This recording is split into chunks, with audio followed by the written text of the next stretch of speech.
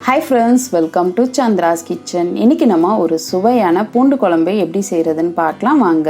இதுக்காக ஒரு கடாயில 3 ல இருந்து 4 ஸ்பூன் அளவுக்கு நல்லெண்ணெய் சேர்த்துக்கோங்க. எண்ணெய் சூடானதும் நம்ம கடுகு உளுந்து வெந்தயம் சேர்த்துக்கலாம்.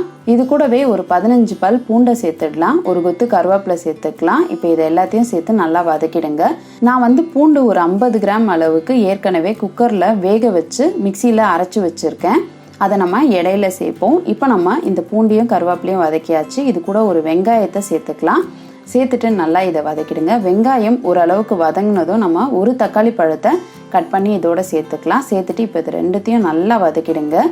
கூடவே 1/4 ஸ்பூன் மஞ்சள் தூள், இந்த குழம்புக்கு தேவையான அளவு உப்பு சேர்த்து நல்லா இதை வதக்கிடலாம்.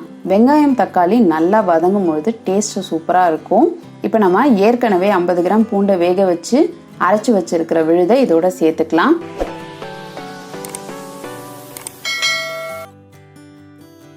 இது கூடவே நம்ம ஒரு எலுமிச்சைப்பழம் அளவுக்கு புளியை கரைச்சி சேர்த்துக்கலாம். அடுத்ததா இந்த குழம்புக்கு தேவையான அளவு மிளகாய் தூள் நான் 3 ஸ்பூன் சேர்த்துருக்கேன்.